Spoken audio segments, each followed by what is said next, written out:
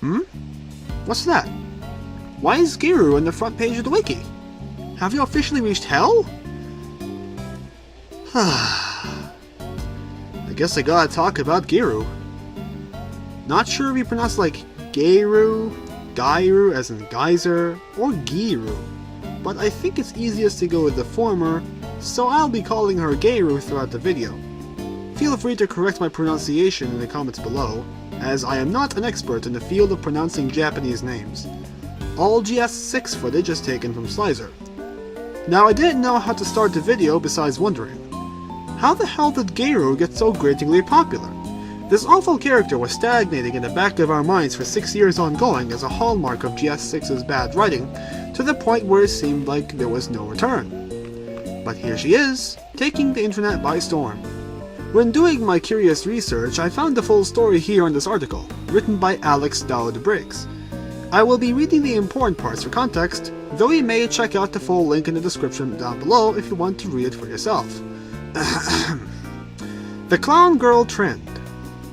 The YouTube video has caused Geiru to start trending on Twitter and other parts of the internet, getting terms like Ace Attorney, Clown Girl, and, well, I'm not gonna say that word because it makes me cringe hard, to trend with her in the process. This has also resulted in a lot of fan art and memes. Basically, a famous YouTuber named Speedoru made an awful, cringy video about the famous dueling duo arguing over a dude's guilt, with Geiru's supposed true form appearing on the camera halfway through, causing eyes to bleed while the brain ruptures and cries for help over Edgeworth's incorrect characterization. Needless to say, Spee's video brought this dead husk into the limelight, and I'm here to talk about why her sudden bump in popularity is undeserved. Before we get into the nitty-gritty, let's take a moment to read out some additional background information taken from the article. Now, quick disclaimer. Even though GS6 and Turnabout Storyteller suck immensely, I've added a timestamp on the video to skip spoilers. So, what role does Geiru Toneido play in the Ace Attorney saga? It turns out that she's not only a clown but a killer clown. Yep, she's the murderer of Turnabout Storyteller. She was the daughter of a famous deceased Rakugo artist called Geiru Toneido and wished to follow in her father's footsteps. I personally believe that it was really Geiru who killed him, since he apparently died from a medical condition which was stolen from GS5. I personally wish that was not the case, but that would be too interesting for GS6's lazy derivative standards. Her master, Taifo Toneido, however, gave the title of Geiru Toneido to her childhood friend, whose real name we don't know by the way, since her talents in Rakugo were lacking. He instead tells her she should consider becoming a balloon artist, thus setting her on her clowny path. Unfortunately, she didn't take it very well, and decided to kill him as well as frame the now current Geiru Toneido to take the title for herself. Which means there's apparently an unspoken rule, where if you kill the former title owner, you'll inherit that title, which makes no sense. While in court, defense attorney Athena Sykes, who's basically the GK2 of GS6, was able to see through her lies and eventually get her to confess to being the real killer. In her quintessential Ace Attorney mental breakdown, it is revealed that her pink hair is really a wig, and underneath that costume were actually balloons, popping when she pulls her suspenders too far and causing them to back. This reveals her glamorous clown facade to be a fake, and she shows her true face. Now, what I just read right here is her story in GS6. It's really underwhelming, if not somehow mediocre at best. Now, if it wasn't obvious enough from the thumbnail and title, Geiru Toneido doesn't deserve her fame because she's simply a terribly written character. Like, she's seriously one of the worst characters in GS6. You know what? Let's scratch that. She is the worst GS6 character aside from Nahuda. Why? Because there's no good trace in her writing whatsoever besides her voice. Now, as stated in the background written by Briggs, Geiru is a descendant of the original Geiru Toneido, and was meant to inherit the name from her father after he died. She basically kills Taifu, the one who apparently assigns naming ceremonies, because he said she wasn't good enough to deserve it. Not only is that a stupid and forced motivation, but the obvious plot hole here is that we never get to see Geiru attempting Rakugo for herself. Was it something she actively disliked? I don't know, we never get to see her try. We just have to assume she's naturally bad at it, and that's why Taifu said no. Anyway, Taifu told us to look at what the game does prove. That being, we constantly see Geiru Toneido, the new Geiru, acting as a living embodiment of Rakugo. So Taifu was correct all along. GS6, being the superior of the two trash heaps known as the Yamazaki Anniversary releases, aka YAR, seems to have a better time proving its plot points, but this still doesn't work out from Geiru's perspective. Why would she want to kill her master over a name that is given to the best Rakugo artist? She never talks about her proficiency in Rakugo, rather she just mopes about not wanting to be a balloon artist, even though she evidently enjoys balloon clownery with a so-called fun personality. If you really think about it, this just translates to killing Taifu because the writers had to cheat their way through with a terrible nonsensical motive. As a result, Geiru is a terrible villain. The last thing we wanted was to have such a horrendous antagonist occupy an entire case, which is also irrelevant to the entire game, which is a common criticism of Turnabout Storyteller. Because of how rushed GS6 turned out, I agree with the general consensus that the fourth case would have benefited greatly from developing Kurain and its resonance further, his staff accomplishing nothing pertinent to the plot with this dreck.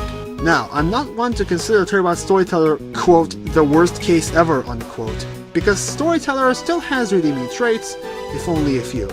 For one, it's paced surprisingly well, especially for bad case standards. It's not rushed as opposed to the main story of GS6, and it also doesn't waste your time when things slow down.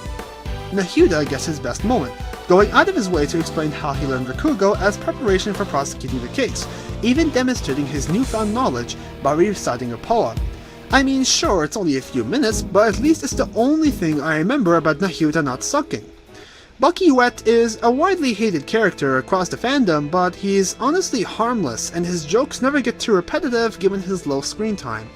Then there's Yuendo. The MVP was 5 minutes worth of screen time, and I guess Blackwell's still fun, if haphazardly forced into the support role for fanservice. To compound it all, since this case is roughly 3 hours long, there's not too much rubbish compared to, say, the Imprisoned Turnabout, and especially the Inherited Turnabout.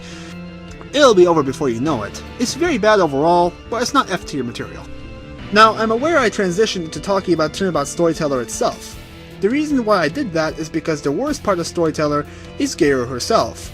Earlier, I stated she has no positive traits, so much so that I distinctly remember despising her the moment she showed up for the first time. Now that we've covered her motive and role in the plot of GS6, let's talk about her actual characterization, which is apparently why she's so popular. These new Geiru fans overlook critical problems with not only her role as a villain as I previously explained, but also her core premise, which is basically the worst form of fanservice. Two forms of fanservice. I guess it fits that GS6 was born from GK2's blood. Okay, so the way Geiru is written in the game, the way she talks, it's just bad. Pretty good when compared to GK2 since it's different, but still, she tries way too hard to be cutesy, she has an unneeded, unfunny GK2 catchphrase, and most of all, hates Shisho aka Taifu for no reason because apparently she just wanted her name to be Yuendo. Can't you just officially change your name to Yuendo? It's so simple, yet she never even considers it, unless it's illegal in Japan or something. Genius. I think I might destroy my recording room once I manifest as a giant green abomination. Now, I mentioned GK2 catchphrases. Most, if not all characters in GK2, as well as many characters in GS6, rely on catchphrases to set each other apart, which is simply not good writing if you rely on catchphrases as your crutch. This is less of a problem in GS6, but it's still prevalent. My favorite examples include Courtney talking about the goddess of law constantly, whilst being a robot devoid of emotion. Raymond Shields asks about the quality of his so-called jokes. Here's a good hint: they suck. Sebastian the Best obsesses over his last name, whilst sounding similar to Ray and Kay. Speaking of Kay, she becomes a shadow of her former self, wanting to steal everything she sees, only for the roboticized Edgeworth to tell her no repeatedly. Now those are just examples from GK2 where this is more egregious. In GS6, we got Peace Lubin and the stand-in singing when he isn't directly talking mechanically, which is carried over from Hall and Master in GK2. Yeah, definitely the original. I know technically this doesn't count as a catchphrase, rather it's a speech quirk, but not only is it used twice in GK2 and pulled right over into GS6 on the very first boss, but all three characters lack a unique voice and personality outside of that. Soren Sprocket silently thrusts a paper airplane when annoyed, which doesn't even have him say anything. It's just an animation replacing a catchphrase, and it's not even funny. Nahyuta is the GS6 version of Courtney with the exact same character and personality. The wiki outright proves that, yet GK2 fans didn't notice. He's a robot who assigns unfunny nicknames to Athena and Apollo, calling them Spring Chick and Red Pepper respectively. And then we have Geiru herself, who would periodically say twisty, twist, twist, and balloon. So subtle, am I right? The humor in GK2 is worse than that of GS6 only because the former doesn't even understand humor despite attempting it often. We can see that being carried over from GK2 into GS6 with repetitive catchphrases being sold as humor. Despite this, GS6 possesses a large variety of jokes, ranging from good, which magically outweighs the bad very slightly, to, well, the bad. GK2 style humor aside, there are some bad anime jokes, and they are most prevalent with Geiru. You probably already know what I'm talking about, it's pretty self-evident. To GS6's credit, Geiru's voice at least sounds different when compared to the other GS6 characters. She is easily the ditziest member of the cast pre-transformation, sweet-talking everyone to death whilst faking her vulnerability. Though I think the writers went overboard, it at least works to help diversify the cast. However, just being better than GK2 is not that big of an accomplishment, since dialogue variety is a staple of Ace Attorney writing, which GS6 itself ironically fails at, albeit at a much slower scale than GK2. We still got Amara, Nahyuta, Soren, and pre-transformation to Cody sounding exactly the same. Going back to Geiru, she is shallow on all fronts. She hates Yuendo because she's selfish for no reason. She kills her master over a name that meant the whole world to her, also for no reason. She says twisty twist twist and the balloon repeatedly as part of her act. Her entire character is a nagging distraction that just ends up annoying you. Her Alba version is boring compared to her facade, sounding more generically evil and less expressive. Even with her added variety, Geiru's dialogue is not going to save her when her animations and visuals constantly distract us and even the other characters. It's just not subtle whatsoever. Take a judge for example. Even when she swishes her balloon sword around, the judge keeps staring at her anterior balloons, which is insanely cringy. I know the judge obsessed over Dahlia Hawthorne in GS3 and gave mild suggestive reactions to Mia and others designed like her, but this is way too over the top as disrespectful to the judge's character. Speaking of the other characters, Athena makes fun of Geiru's so-called quirk, and then Nahyuta calls those insults vulgar because he's so stoic and serious. Same goes for Apollo staring at a close-up of Garan in Turnabout Revolution. Definitely funny, am I right? As for Geiru, she isn't even self-aware enough to comment on her stupid quirk most of the time. These annoying trends are very common in anime, and that's apparently the reason why people coming in from the outside love her so much, because Speed's horrendous video misled the public by portraying her as even more anime-esque than her GS6 incarnation. Speed lied about Geiru's character design quirk, saying that her balloons are not actually balloons. This was done to lure people in, and many genuinely thought Speed was telling us about this great anime character you've never heard of. This is why I despise the whims of the YouTube algorithm. They recommend absolute trash like Speed's video, which casts a mindless trance over the majority of internet users. Nowadays, GS6 has gained notoriety over the clown, and obscure videos like this one are showing up everywhere, rapidly gaining views. This leaves their uploaders puzzled, as evident by this string of comments. Many of the comments even point out that the masses show up only for the clown and nothing else, and that's just sad. I might make a video dissecting Speed's video and why I think it sucks, but for now, I'm going to end this video on a high note to talk about the benefits of this trend. It's not every day you see Ace Attorney trending across social media. With Geiru being so popular, some people might go out of their way to purchase GS6 on iOS to see her for themselves, which is currently the definitive version. Twitch streamers might even play GS6 after ignoring it for 6 years straight. At this point I'm probably just speculating, considering most people wouldn't see much of a reason to buy GS6 if they can just watch Let's Plays for free. Not to mention the clown girl meme might die out relatively quickly since people see little value in Ace Attorney in general. Geiru's newfound adoration may contribute to Capcom finally developing a new game, but no one knows for sure. In fact, I doubt it. In the end, Geiru Toneido is an awful character who has aged poorly, despite GS6 being relatively recent, if 6 years can even be called that.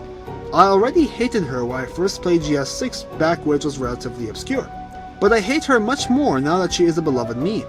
Frankly, every time developers try to pander to the weeb crowd, the only ones who would appreciate the anime trope characters are the weebs themselves.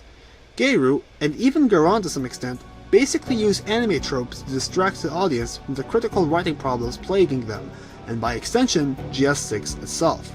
It is that game that gets the attention from celebrities who sway the public with their callous content. The YouTube algorithm sucks, favoring the low-quality, frankly unwatchable big names, while fun, high-quality channels like Harvester of Eyes bite the dust and rage quit amidst all the chaos and unfairness. Memes nowadays are born usually not because something is good or memorable, but because a famous person said, "Look guys, this is funny because I said so." Not always the case, but this is a good case study of this rather interesting phenomenon. Like I said before, Geiru will eventually die out mainly because she's badly written and lacks longevity. However, for now at least, she will continue to stretch her way into Twitter, fan art sites, and Reddit posts. That's my video. It was quite the undertaking since I had to release it while Geiru is still enjoying her status.